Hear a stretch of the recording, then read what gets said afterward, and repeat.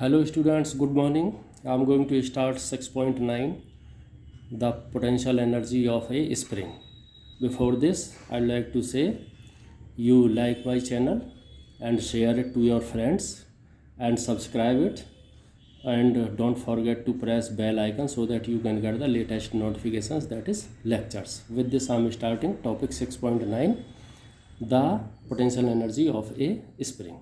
So let us say spring force, this is spring force, it is example of variable force, and Fs is conservative force. It is conservative means जो कभी मरता नहीं है, तो इसे हम ऐसे भी लिख सकते हैं, Fs is proportional to x where x is displacement. ये फिगर काम आएंगे, बाद में देखेंगे. डिस्प्लेसमेंट ऑफ ब्लॉक और मास, block from equilibrium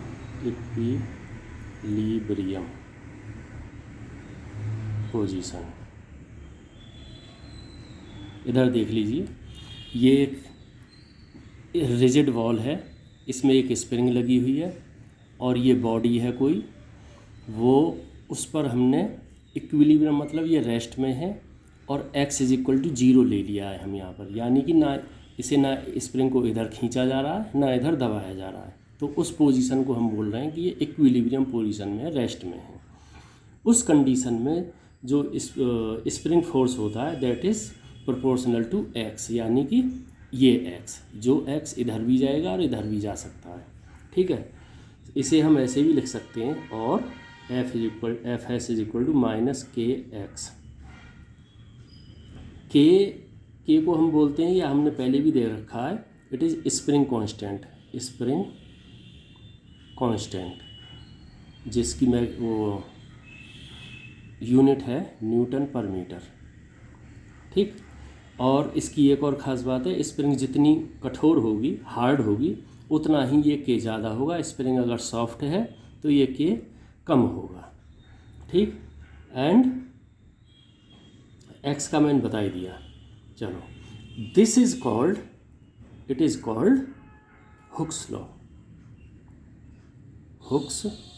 law for spring. ये स्प्रिंग के लिए हुक्स लॉ, हुक ने ये लॉ दिया था, इस वजह से ये उनके नाम पर है. ठीक, ये फिगर ए से ये क्लियर हो गया. अब फिगर बी पर आइए.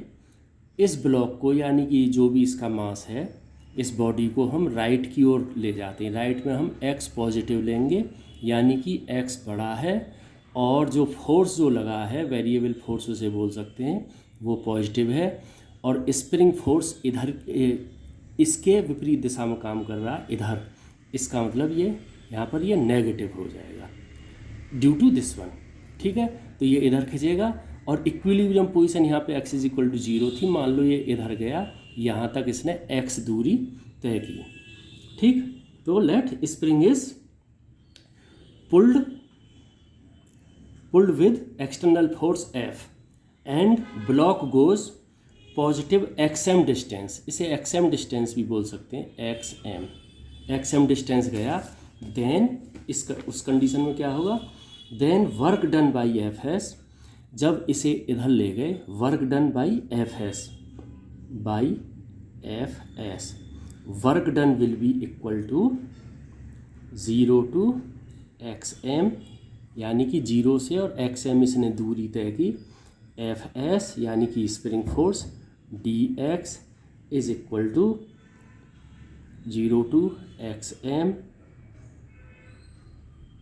और Fs किसके बराबर है, Fs is equal to minus के एक्स. ये रहा यहाँ पर, इसे यहाँ पर रख दीजिए, के एक्स dx, जिसकी वैल्यू आएगी सोल्व करने पर, इंटीग्रेट करने पे, x के एक्स एम स्क्वायर अपॉन 2. ये है इक्वेशन नंबर 1. ये याद रखना कि f की जो वैल्यू है वो पॉजिटिव होगी, यानी कि एफ जो वेरिएबल फोर्स जो हमने फोर्स जो लगाया है उसकी वैल्यू है kxm²/2, ये पॉजिटिव है। ठीक, here F S is negative, जो एफ एस है ये फोर्स ये नेगेटिव है, बट एफ इज पॉजिटिव। क्यों है ये? Because F overcomes F S, यानी कि जो एफ जो है this force variable force is overcoming, यानी कि ये जीत रहा है इस पे, यानी कि ये हावी है इस पर, means it is overcoming this force, so it is equal to this much. अब ये इक्वेशन जो है इक्वेशन नंबर 1, ये equation can be obtained from figure B also, C also. Figure C क्या है? फिगर सी पे अभी आएंगे। Before this equation can also be obtained from figure D also. D से कैसे ले सकते हैं हम? एक्स एम डिस्टेंस चला और ये एफ एस की डायरेक्शन इधर हो गई। ये जो एरिया है अगर आप इसे निकालेंगे then you will get this much. ठीक है, इसमें कोई प्रॉब्लम नहीं है। ये आप आपको बताइए ट्राइंगल का कैसे निकालते हैं? Half this X M multiply by this, तो वो आ जाएगा के एक्स एम। तो इसकी वैल्यू ये हो जाएगी, और क्योंकि ये एफ की नेगेटिव आ ही रहा है यहाँ पर, ये इसकी वैल्यू ये हो जाएगी। तो in this way you can write -kxm²/2, ये एरिया आ गया। तो ये इक्वेशन हम ऐसे भी निकाल सकते हैं। सिमिलरली ऐसे ही फ्रॉम फिगर सी, इस फिगर को लीजिए, इसमें हमने स्प्रिंग को दबाया है, कंप्रेस किया है, ये इधर की ओर चला है -x डिस्टेंस, या इसे xm बोल दीजिए, xm डिस्टेंस चला है, इधर की ओर चला है। In this condition also ws will be from figure C also ws will be equal to minus kxm²/2 ही आएगा। इसे अगर लिखना चाहें तो c भी लिख सकते हैं, मतलब ये कंप्रेशन की स्टेज है। कंप्रेशन, ये अगर आपने कंप्रेस किया है तब भी ये इतना ही आएगा। ठीक, एंड एफ जो वेरिएबल फोर्स है that will remain now also same, यानी कि variable force now also it remains xc/2, that is it will remain here also positive and here also it is positive, दोनों case में, इस case में भी और इस केस में भी। तो it means in both cases, in this case compression वाले में भी और इसमें भी स्ट्रेचिंग में भी और कंप्रेशन में, ws and force F remains same, means जो साइन ऊपर है वही इधर भी रहेगा। इसका मीनिंग ये है, रिमेन्स सेम दोनों कंडीशन में। अच्छा, इसकी जनरल फॉर्म निकालना चाहें, general form can be obtained from initial displacement to final displacement and to यहाँ से यहाँ तक जाने में work done by F S ने कितना काम किया है। F S that is spring force is equal to -xi to xf kx dx is equal to kxi²/2 -kxf²/2। So if spring comes back to its xi position, spring को हमने या तो इधर किया या इधर किया, अगर जब छोड़ते हैं then if it is coming to the x is equal to 0 position पर, xi position, then work done will be equal to 0, यानी कि इस केस में xi if xi is equal to xf हो जाए then in this case work done will be equal to 0। ये आपको पता है कि इसमें डिस्प्लेसमेंट नहीं है। दस F S does work and depends on initial and final that is and points. Means F S जो काम करता है वो जब भी काम करता है मतलब F S is working and depends on initial and final conditions that is and points. Should I repeat it? Okay, means F S spring force works, काम तो करता है बट डिपेंड्स ऑन इनी एंड पॉइंट्स मतलब initial and final positions. ठीक, अच्छा ये तो हो गया नंबर 1 पॉइंट। इसका दूसरा पॉइंट जो है F S is position dependent, यानी कि ये जो है F S is position dependent, ये इसके कंक्लूजन से position dependent as stated by Hooke's law that is F is equal to minus के एक्स। इसकी वजह ये इस पर पोजीशन पे डिपेंडेंट है। Thus, this proves our theorem, that is, what is that? Hence, Fs is conservative force, यानी कि इस डिस्कशन पे और इन दो कंक्लूजन्स की सहायता से हम कह सकते हैं कि जो स्प्रिंग फोर्स है इट इज़ कंजर्वेटिव। ओके, इसे यहीं पे छोड़िए। अब इसी से रिलेटेड अब हम आगे बढ़ते हैं। माना कि पोटेंशियल एनर्जी वी एक्स, यानी कि potential energy is dependent on position is equal to 0 at equilibrium. At equilibrium का मतलब है when x is equal to 0 for spring, but for expansion और कंप्रेशन ये तो था एक्स इज इक्वल टू 0 पर, वी एक्स 0 होगी पोटेंशियल एनर्जी। अगर ये स्ट्रेच की जाती है या कंप्रेस की जाती है then V x will be equal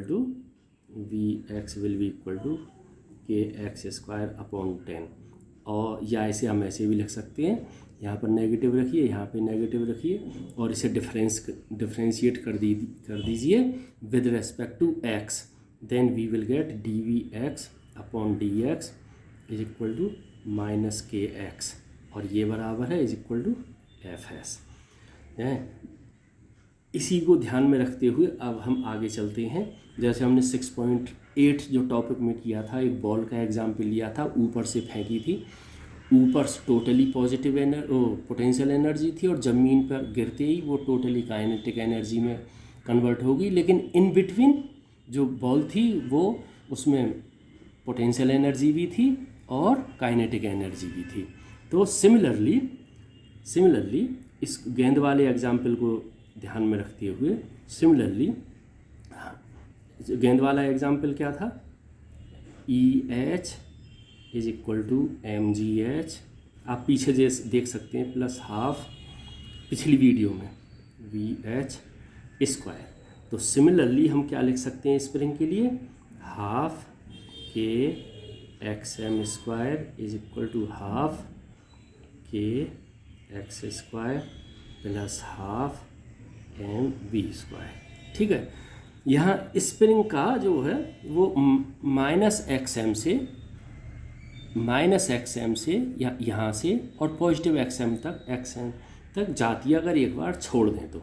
ठीक, इससे जब इसको कंसीडर किया था तो इसमें मैक्सिमम स्पीड कहाँ पर मिली थी, मैक्सिमम स्पीड वी मैक्स कहाँ पर मिली थी, मैक्सिमम जब व्हेन एच वाज 0, यानी कि जैसे ऊपर से बॉल छोड़ी और ज़मीन पे आ गई तो वहाँ पर इसकी मैक्सिमम स्पीड थी। सिमिलरली इस केस में भी स्प्रिंग वाले में भी मैक्सिमम स्पीड कहाँ होगी, एक्स इज इक्वल टू 0, यानी कि सेंटर में जैसे हमने इसको स्प्रिंग को यहाँ से छोड़ा तो ये ऐसे वाइब्रेट करेगी, ऐसे ही अगर इसे अंदर से लाए और फिर छोड़ दिया तो वाइब्रेट करेगी। तो maximum speed x is equal to 0 पर होगी अगर एक बार इसे छोड़ दें तो इसको ध्यान में रखते हुए हम जो है इसकी मैक्सिमम स्पीड निकाल सकते हैं। Similarly at x is equal to 0 v maximum देखो यहाँ पर 0 रखिए, ठीक, तो और इसकी जगह Vm रखिए, तो हमारे पास आ जाएगा half m Vm square is equal to half k XM square. इसीलिए therefore V maximum is equal to minus not minus x upon m XM। मेरा ख्याल है इसमें जो है थोड़ा सा m नीचे आएगा, k XM, ठीक है। So that is at x is equal to 0, x is equal to 0 इस पॉइंट पर जब वाइब्रेट कर रही है तो जो सारी की सारी एनर्जी है वो कन्वर्ट हो गई इनटू, सारी की सारी potential energy is converted into full kinetic energy and vice versa, ठीक। इसके लिए इस फिगर को देखिए, इस फिगर को, ये वाला फिगर, इसमें क्या है, अगर एक इंक्रीज हो रहा है, एक इंक्रीज, मान लो पोटेंशियल एनर्जी अगर इंक्रीज हो रही है तो उस कंडीशन में काइनेटिक एनर्जी घटेगी, ठीक है। एक चीज़ बढ़ी, दूसरी चीज़ घट रही है, ये यहाँ से घटना शुरू किया, डिक्रीज होना शुरू किया, ये यहाँ से इसने इंक्रीज करना शुरू किया, ठीक, as per our discussion. So other but total mechanical energy remains same. इसके आधार पे एक चीज़ अगर बढ़ती है तो दूसरी घटती है, इस वजह से हम ये कह सकते हैं कि total energy remain same, that is E is equal to k plus V, यानी कि टोटल जो पोटेंशियल एनर्जी है that is equal to part of kinetic energy plus part of potential energy. So E is equal to k plus V remains same, यानी कि एक maximum end पर ये totally potential energy होगी, maximum end इधर पर अगर कंप्रेस करें तो मैक्सिमम होगी, और जब ये वाइब्रेट करेगी उस कंडीशन में बीच में आते आते कुछ एनर्जी काइनेटिक एनर्जी में बदलेगी और कुछ एनर्जी उसमें बदलेगी पोटेंशियल एनर्जी में, ठीक है। एट मैक्सिमम कंप्रेशन, जब हम मैक्सिमम कंप्रेशन मान लो XM दे देते हैं, the potential energy is equal to, that is at x is equal to maximum अगर होता है पोजीशन, बहुत इधर ले गए जितना भी मैक्सिमम हो सकता है, तो potential energy V will be equal to kinetic energy of moving body. That is, इसका मतलब ये हुआ कि potential energy is equal to half k XM square and kinetic energy will be equal to half mv square, ठीक। अब इसमें notes हैं कुछ हम जो है यहाँ पे कुछ नोट्स हैं on the basis of this one, क्या है वो, ऑन कंजर्वेटिव फोर्स के ऊपर, notes on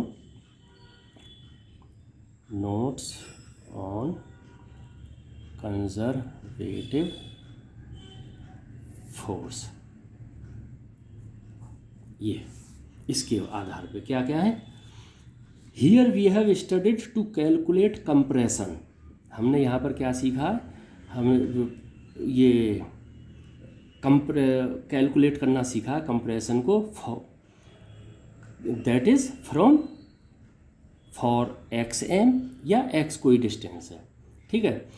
for time of compression we can use Newton's second law, यानी कि इसमें जो है अगर हम टेम्पोरल यानी कि अगर टाइम की कंडीशन में अगर इसे कैलकुलेट करना चाहें, for time of compression we can use second law of Newton. Number दो पॉइंट है, all forces are not conservative, सारे के सारे फोर्स कंजर्वेटिव नहीं होते हैं। फॉर एग्जाम्पल हमने फ्रिक्शन फोर्स देखा था, फ्रिक्शन फोर्स क्या है, कंजर्वेटिव नहीं है। For example when two forces on a body have both conservative force, उसे मान लो एफ बोल दो, कंजर्वेटिव फोर्स को एफ बोल दो, एंड नॉन कंजर्वेटिव फोर्स को एफ बोल दो, एफ देन कंजर्वेशन की जो वो है हमारे पास ऑफ मैकेनिकल एनर्जी, जो हमने फार्मूला जो लिया है, in that case it has to be modified.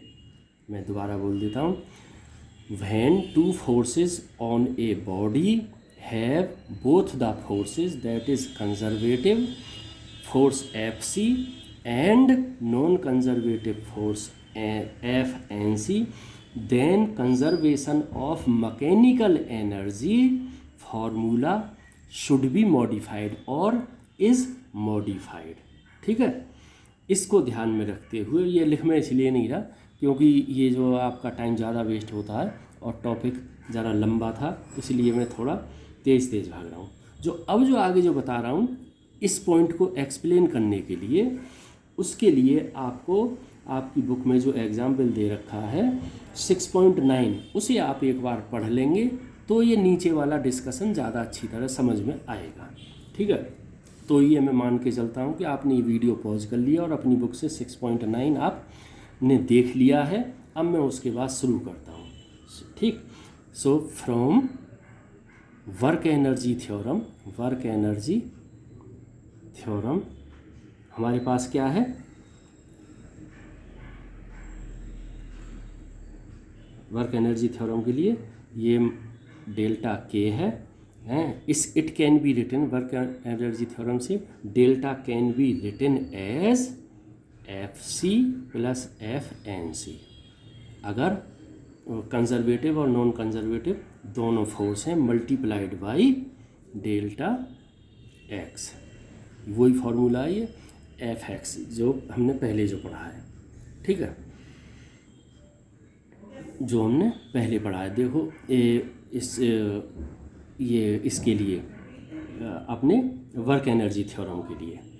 ठीक, अच्छा, और इसे हम और कैसे लिख सकते हैं, कंजर्वेटिव फोर्स इसे मल्टीप्लाई कर दीजिए, delta x plus F N C delta x is equal to delta K, और बट हमारे पास क्या है, conservative force multiplied by delta x is equal to हमारे पास होता है delta V, that is potential energy. ठीक, इसकी वैल्यू अगर हम इसमें रख देंगे, डेल्टा एफ एक्स यहाँ पर रख देंगे इस वैल्यू को, then in that case we will get so minus delta V plus F N C delta x is equal to delta K, और यू कैन राइट इसमें से ये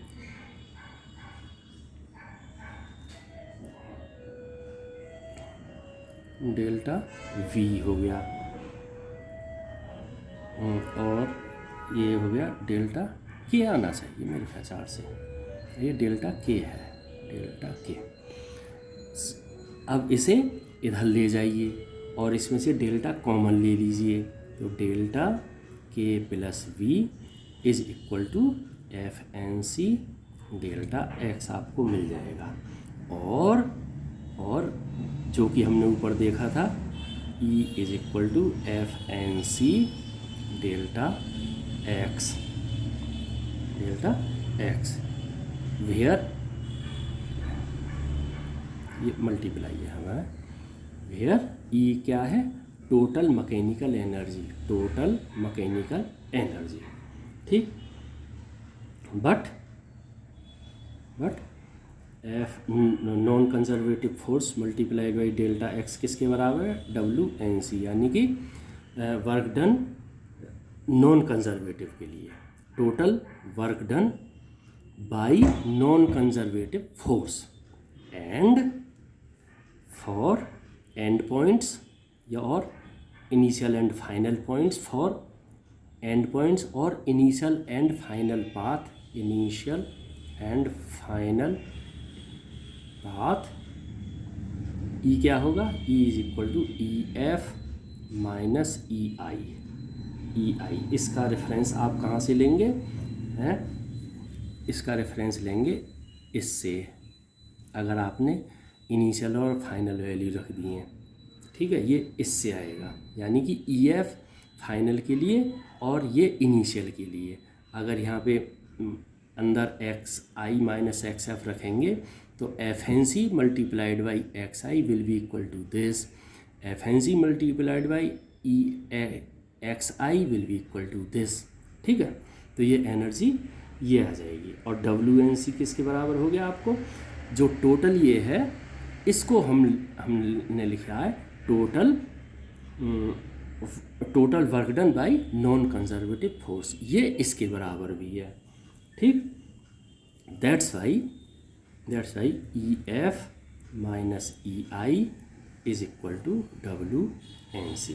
सो this shows that WNC depends on particular path but conservative path does not depend on path। या दोबारा बोलूँ, WNC जो है वो डिपेंड करता है, depends on particular path number 1, but conservative force that is Fc does not depend on path। ये जो पोर्शन है यहाँ से जब भी समझ में आएगा जब आप पहले एग्जाम्पल पढ़ लेंगे, ठीक है। तीसरा इसमें पॉइंट क्या है, इन आवर स्टडी, जो अभी तक हमने जो पढ़ा है, फॉर अनइंटरेस्ट स्प्रिंग, जो हमने अभी तक जो डिस्कशन किया है, in our study for unstressed spring we took, हमने जो लिया है वो लिया है potential energy V x is equal to 0 at x is equal to 0। हमने अपने डिस्कशन में ये लिया है कि रेस्ट पोजीशन में at x is equal to 0 पर V x is equal to 0 लिया है, जो कि आइडियल कंडीशन है, लेकिन हमेशा ऐसा होता नहीं है। Okay, thank you.